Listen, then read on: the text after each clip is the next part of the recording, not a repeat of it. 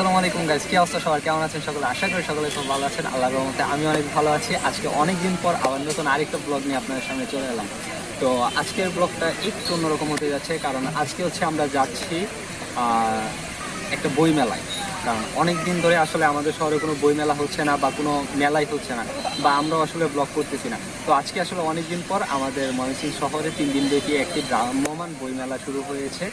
গতদিন অলরেডি একদিন চলে গেছে, আজকে সেকেন্ড ডে, আর সামনে আরেক দিন আছে। তো এই কারণে চিন্তা করলাম আজকে কেন না একটা ব্লগ করে ফেলা যাক, আপনাদেরকে একটু জানানো যাক বা দেখানো যাক। তো সেই জন্য আজকে চলে এসেছে আমাদের জয়নুল আবেদিন পার্কে।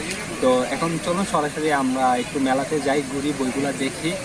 আর জানেনই তো, টুকটাক বই টই আমরা পড়ি, দেখি, বা বইয়ের প্রতি আকর্ষণ আছে, তো সেই জন্যই আসলে আজকে আসা। তো চলুন এবার সরাসরি আমরা বই মেলাতে চলে যাই, তারপর হচ্ছে আপনার সাথে কথা হবে।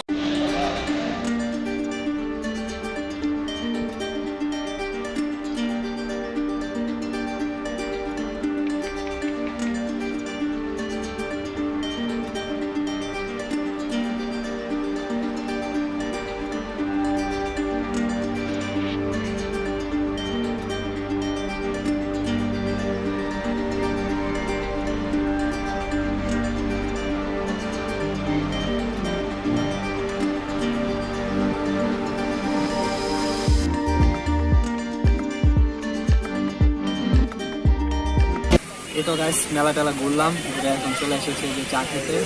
তো সবাই মিলে হচ্ছে চা খাচ্ছি জয়নুল আবেদিন পার্কের এই স্পেশাল চা, নাকি? অবশ্যই অবশ্যই সহমত। আচ্ছা, স্পেশাল চা খেতে চলে আসছি।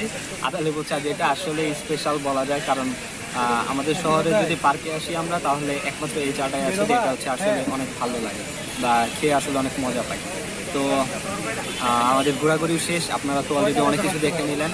তো আমাদের চ্যানেলে বা আমাদের পেজে যারা ভিডিওটা দেখছেন, তারা অবশ্যই আমাদের পেজে একটা ফলো করে দিবেন, আর যারা আমাদের চ্যানেলে ভিডিওটা দেখছেন তারা অবশ্যই আমাদের চ্যানেলটিকে সাবস্ক্রাইব করে দেবেন।